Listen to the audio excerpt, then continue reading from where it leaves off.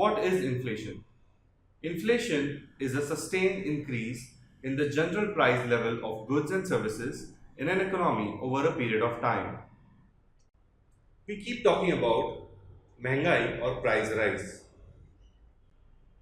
Often discuss the problems associated with price rise and how a common man is affected by this.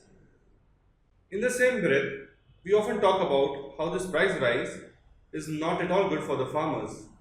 We also talk about how a monsoon affects the level of prices. Generally, price rise is good for the economy and provides an incentive for further production. But here we will be only focusing on the ill effects of the price rises. So, in this video, we will be talking about price rise and some concepts associated with it and how this affects all of us. There are several variations of inflation like deflation, hyperinflation, stagflation, reflation, and skewflation. First, we will talk about the basics about inflation and then deal with the types separately. Causes of inflation has been explained by economists by the theory of cost push inflation and demand pull inflation. In cost push inflation, what happens is when costs get pushed because of factors or items which make the total cost like raw material, transportation and taxes etc. So increase in the individual cost ultimately increases the final cost, resulting in inflation due to this increased cost. And this is known as cost push inflation. Now something similar happens in case of demand. When demand increases for any items, seller try to increase its price and thus gets pulled up and results in demand pull inflation. Let's take an example. Imagine a product which requires two types of raw material A and B. Cost of raw material A and cost of raw material B increases, but the cost of transportation and taxes remain the same. This will result in a tilt towards the input cost. So keep the scale balanced, final cost has to be increased as well, or it will result in a loss for manufacturer. Thus prices increases. Thus the increase in cost is passed on to the selling price. This typically happens with increase in transportation cost, that is increase in oil prices. Now we will look at the factors of cost push inflation and demand pull inflation. First one is cost push inflation. Example would be infrastructure bottlenecks which lead or rise in production cost and distribution cost.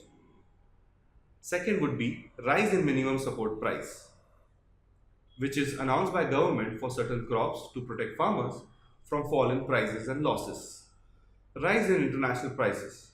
This is especially true in case of oil. Holding and black marketing. Holding here means to keep large stocks away from market. Rise in indirect taxes. Indirect taxes add to the cost of the goods and services and thus affecting price.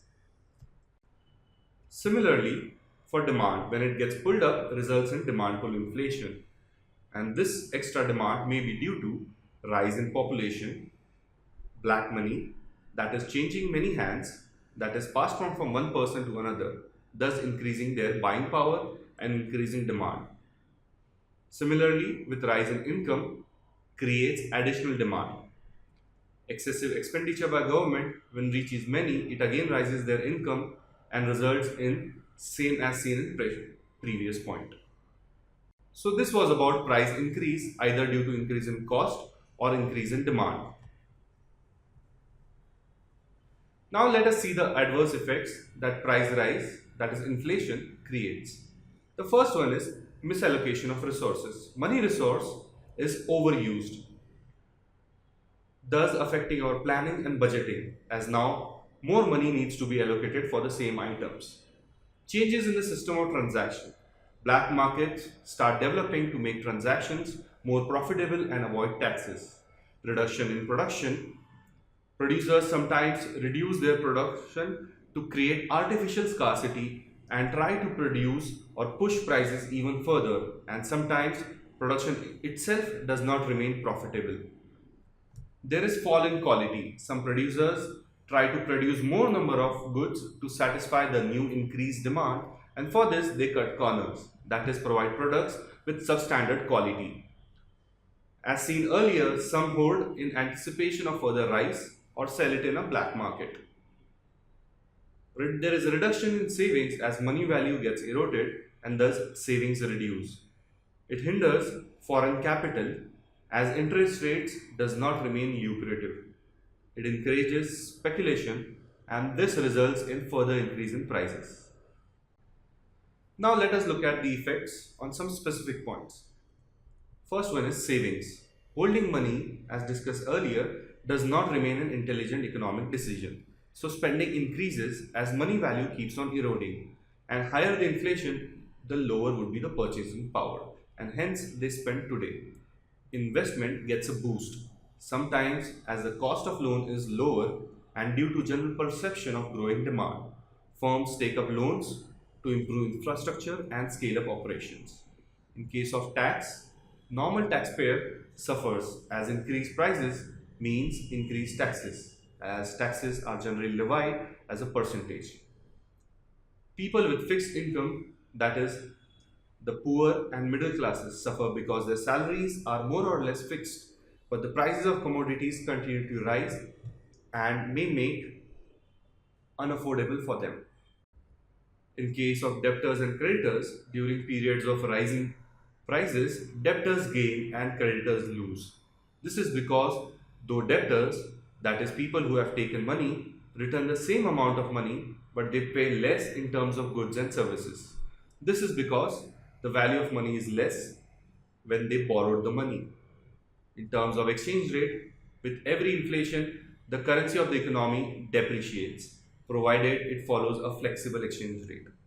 In terms of exports, exportable items gain competitive prices. Volume of exports increases due to depreciation in currency. And in case of imports, again due to depreciation in currency, foreign goods become costlier and hence lesser imports. In terms of employment, it increases in the short run but becomes neutral or even negative in the long run, as can be explained by Phillips curve. Now, inflation is addressed at two levels and known by the names of fiscal policy measures and monetary policy measures. Fiscal policy corresponds to tax-related measures taken by government to control inflation, basically by controlling the money supply in the economy. When tax rates are increased, it absorbs money from the system as people have to pay higher taxes, and especially applicable in case of increase in direct taxes. RBI, through its various monetary policies, limit the money supply by altering rates like CRR, reverse repo, and buying and selling of government securities, also called as open market operation. If these rates are increased, the banks have lesser cash available and thus in turn people get lesser money. Administrative measures taken by government like strengthening of public distribution system, which makes items available at lower prices, also plays a crucial role in curbing inflation. Let us talk about the monetary measures. It can be grouped as credit control, which involves bank rate, CRR, SLR, sale of securities in open market operations. Then second can be stop or reduce higher denomination currency notes from circulation, specially used as a measure against black money. In fiscal policy measures, there is a reduction in expenditure, especially non-planned expenditure, and there can be increase in taxes, that is direct and indirect taxes, both or any one. Motivate savings by attractive saving schemes and compulsory pension schemes. Presentation of surplus budget by increasing revenue receipts. And last, easing out effect. Government competes for credit, thus reducing available credit to the general public. It is opposite to credit easing, that is a function carried out during financial crisis or recession. Now, let us understand the types of inflation. The types by rate are creeping inflation, walking or trotting inflation, running or galloping inflation, and hyperinflation. The terms refer to the speed of the horse. especially trotting and galloping we are referring to. Trotting means walking and galloping means running. Creeping inflation is 3% a year or less than that.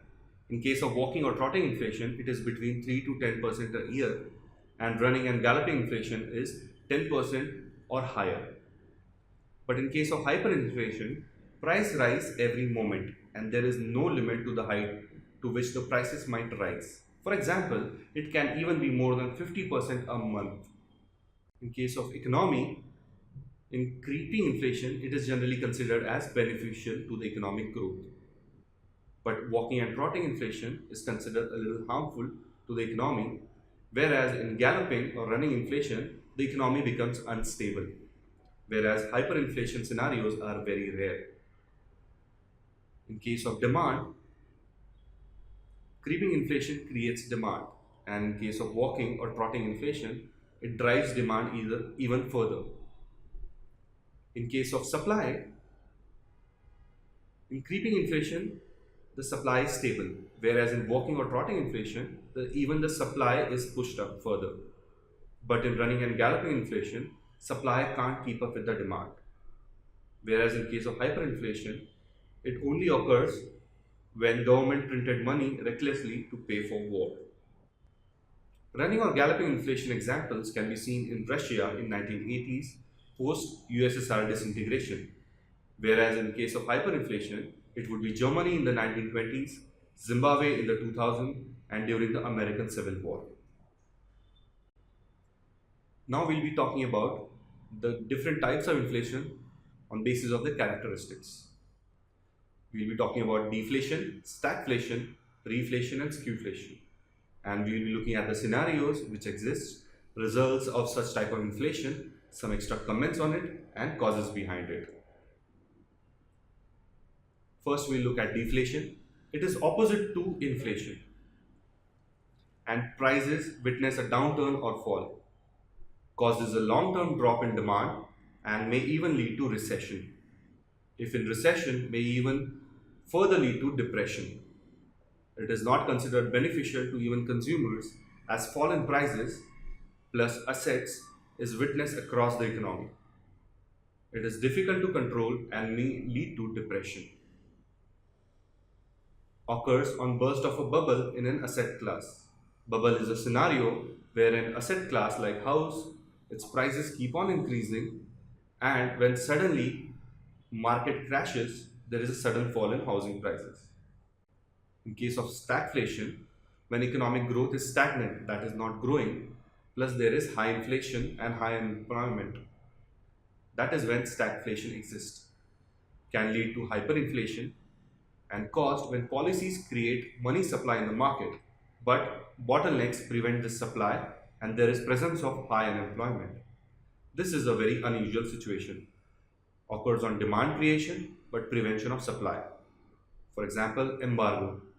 Embargo means an international action to stop something or someone. Let us look at reflation. Government uses fiscal or monetary stimulus to expand a country's output, like quantitative easing methods, to revive, especially in case of recession. It is an intentional inflationary practice to bring prices up and is opposite to deflation. It is an intentional activity to drive up the economy for its benefits, to reduce unemployment and increase demand. Government causes it by increasing supply of money or reduction in taxes. Let's look at the skewflation. It is seen when there is a sustained price rise in one or small group of commodities over a period of time. But it causes panic plus price rise in corresponding items sometimes. But the economy itself is not under inflation. A small skewflation is generally considered beneficial for the economy, that is up to around 2%, and is also natural for a rapidly growing economy, for example like India. It is very sector specific and occurs when price rise is skewed in favor of any particular sector or group within a sector. Now, if you say, I still don't understand the types of inflation, imagine you're crossing a mountain called Mount Economy. Now, if you continuously climb, then this climb or rise is called inflation. If you climb down and climb up again, then this fall and then rise is called reflation. Stagnation and inflation refers to stagflation. Similarly, again a fall and then a rise would refer to reflation, and continuous fall refers to as deflation. This is how a graph would look like, and economists understand what type of inflation economy is going through with the help of this graph. Now you might wonder, I did not explain skewflation. So now it's time for skewflation. Skewflation is pulling off graph line in one particular direction, either on the outside or inside. This is what skewflation is. Let us understand the measures to calculate inflation. Inflation can be measured at three levels: producer, wholesaler and retailer, that is at the consumer level. Prices generally rise in each level till the commodity finally reaches in the hands of the consumer. To measure this, we use price index, which is an indicator of the average price movement over a period of time for a fixed basket of goods and services. The constitution of the basket of goods and services, or the items included in the basket, is done keeping into consideration whether the changes are to be measured in retail, wholesale or producer prices. So thus, we have wholesale price index at wholesaler level, also called as WPI. WPI in this inflation rate is often known as headline inflation and includes 676 goods. And base year is taken as 2004-2005. This data is released by Ministry of Commerce and Industry. Let us understand consumer price index, which is on the retail side. It is also known as CPI. CPI is based on 299 commodities and certain services, and it is also known as cost of living index and is used for indexing dearness allowance to employees for increase in prices. CPI now uses a new series, that is 2015. On the base year 2012, that is, the prices are taken as 100 for all India and states, which includes union territories, and separately for rural, urban and combined. This data is published by CSO, that is Central Statistical Organization, and as said earlier, the dearness allowance of government employees and wage contracts between labor and employer is based on this index. And CPI numbers were originally used to understand changes in the living cost of workers so that their wages could be compensated to the changing level of prices. All the districts of the country have been considered for the collection of rural prices, and for urban, 310 towns have been selected covering all the states and union territories while ensuring regional representation. It is calculated in 5 categories: food, beverage, tobacco, miscellaneous health, education, housing, fuel, light, clothing, bedding and footwear. Then we have the producer price index or PPI, which is a proposed index. PPI measures the average change in selling prices received by the domestic producer for their output. It measures price change from the perspective of the seller. So thus we have seen inflation is a culmination or end result of various forces acting in an economy. It might be a government, it can be RBI, it can be the consumer spending, or it can be anything else. So do remember, inflation is not only price rise, but inflation is sustained increase in prices over a period of time in an economy. If you need more information, you can always write to us at admin@upscmantra.com, and this video was brought to you by Synergy Study Point Pune. Stay tuned for more such videos.